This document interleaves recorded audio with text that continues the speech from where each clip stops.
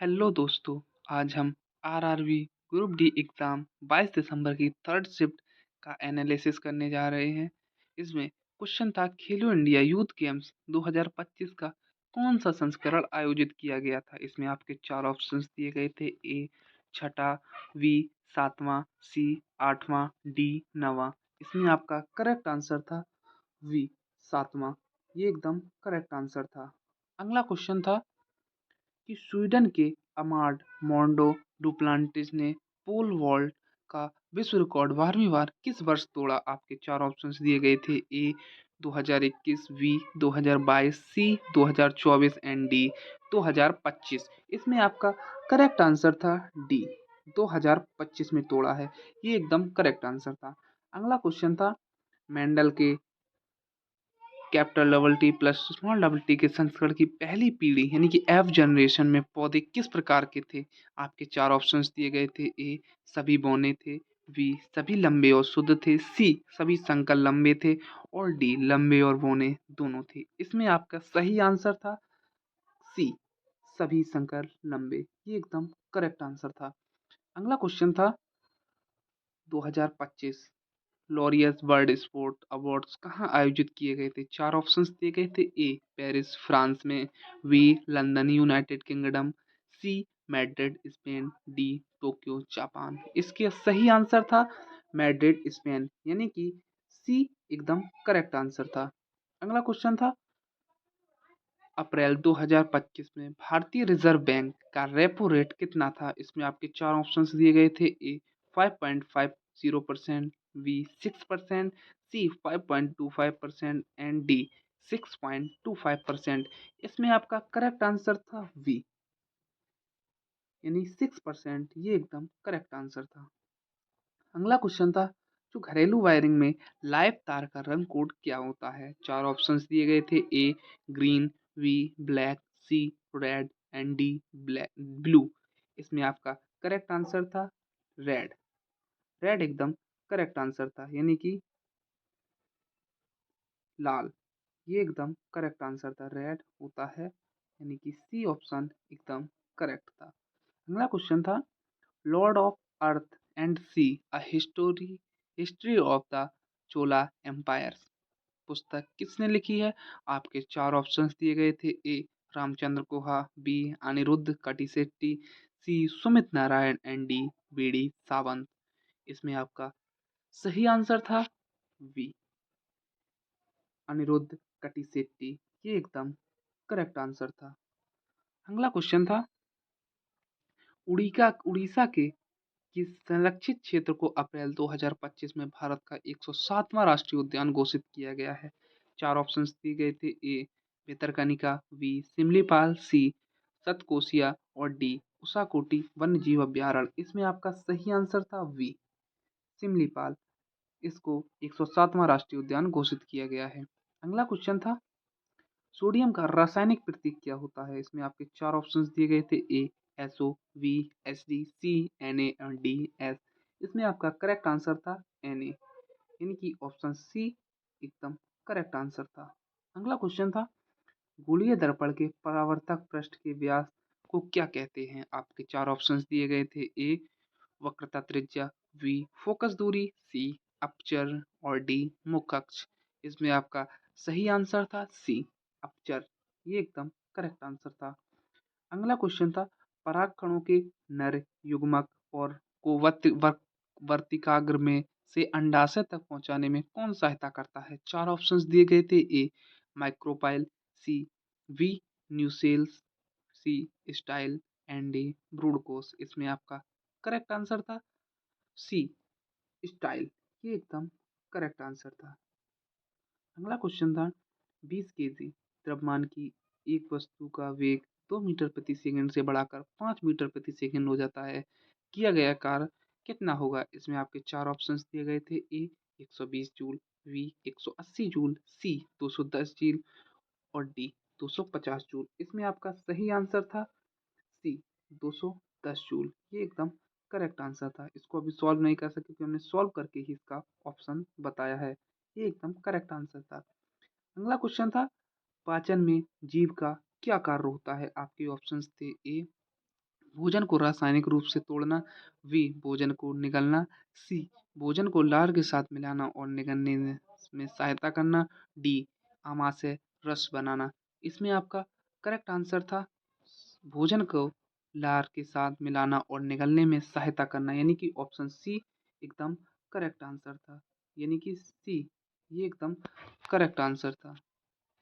अगला क्वेश्चन था एल्यूमीनियम का एनोडाइजिंग क्यों की जाती है? आपके चार ऑप्शंस दिए गए थे। ए विद्युत चालकता बढ़ाने के लिए, बी जंग से बचाने और सतह को कठोर बनाने के लिए, सी भार कम करने के लिए, डी गलनांक बढ़ाने के लिए। इसमें आपका सही आंसर था ऑप्शन ए विद्युत चालकता को बढ़ाने के लिए, बी जंग से सतह को कठोर बनाने के लिए। यही ऑप्शन एकदम करेक्ट था, यानी कि ऑप्शन बी ये एकदम करेक्ट आंसर था।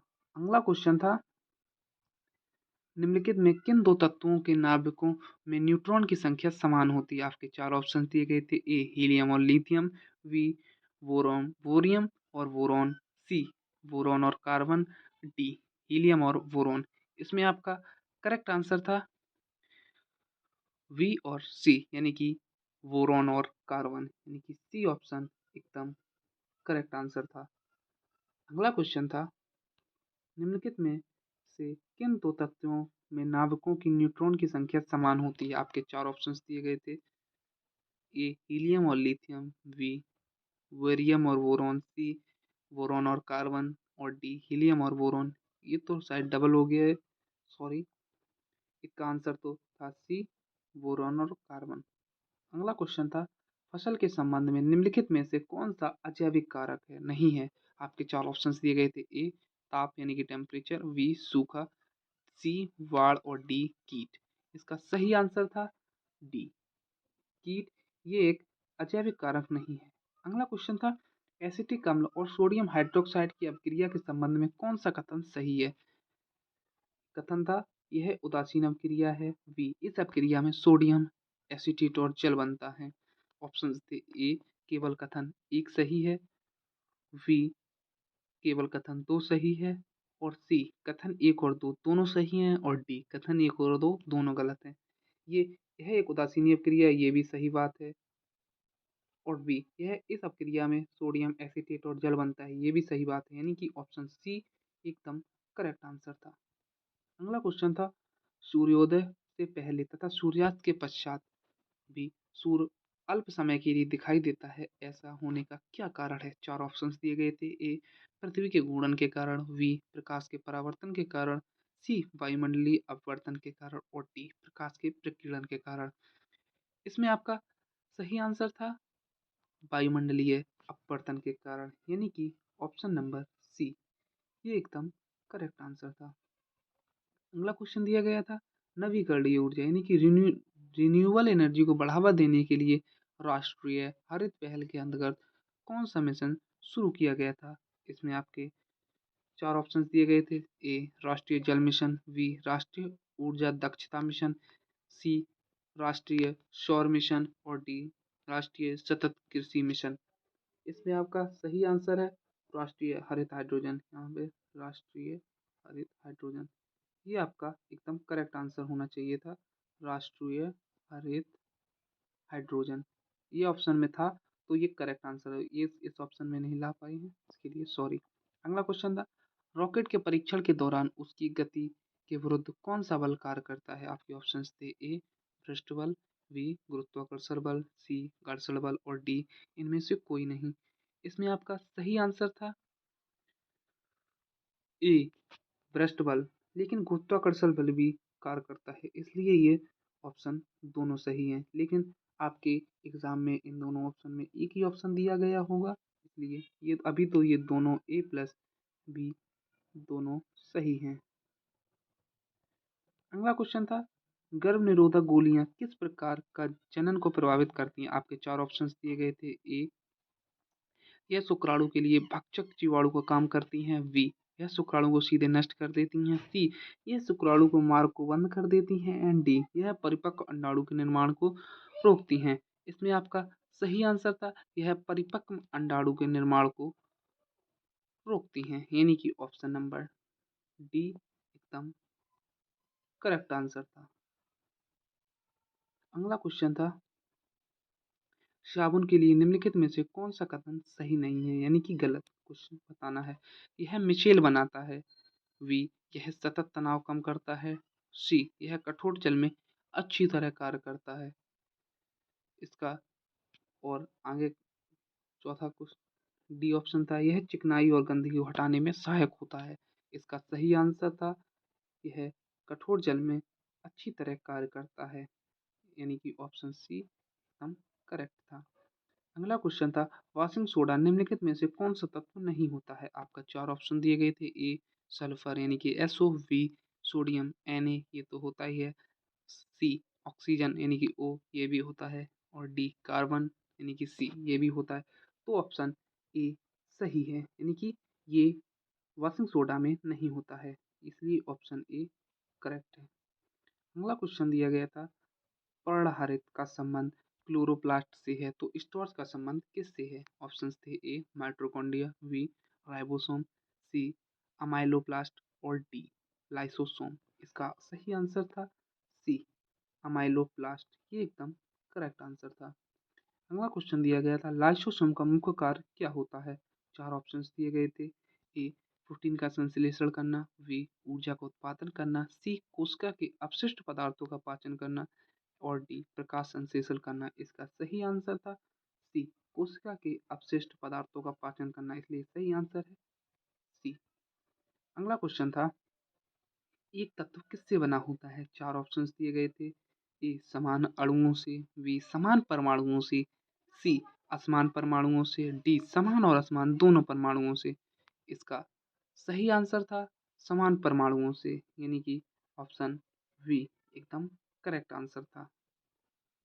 अगला क्वेश्चन था, कौन सी कोशिकाएं संवेदनाएं ग्रहण करने और उचित उत्तेजना का संचार करने का कार्य करती हैं। आपके चार ऑप्शंस दिए गए थे। ए पेशीय कोशिका, बी रक्त कोशिका, सी तंत्रिका कोशिका यानी न्यूरॉन, और सी उपकला कोशिका। इसमें आपका सही आंसर था सी यानी कि तंत्रिका कोशिका यानी न्यूरॉन, ये एकदम करेक्ट आंसर था सी ऑप्शन। अगला क्वेश्चन था, निम्नलिखित में से कौन सा वृत्तीय का गति का उदाहरण यानी कि सर्कुलर मोशन का उदाहरण है। ऑप्शंस थे, ए सीधी सड़क पर चलती कार, बी ऊपर गिरता हुआ पत्थर, सी पृथ्वी के चारों ओर किसी ग्रह उपग्रह की गति, और डी सीधी रेखा में दौड़ता खिलाड़ी। इसमें आपका सही आंसर था पृथ्वी के चारों ओर किसी उपग्रह की गति, यानी कि ऑप्शन सी एकदम करेक्ट आंसर था। अगला क्वेश्चन था, नवंबर 2025 में भारत के किस राज्य में चुनाव हुआ। आपके ऑप्शन दिए गए थे। ए उत्तर प्रदेश, बी महाराष्ट्र, सी बिहार, और डी कर्नाटक। आपका सही आंसर था सी बिहार, ये एकदम करेक्ट आंसर था। इतने ही यानी कि लगभग सारे क्वेश्चन आपको मैंने बता दिए हैं। तो अगर वीडियो अच्छी लगे तो वीडियो को लाइक और चैनल को सब्सक्राइब करें। Thank you.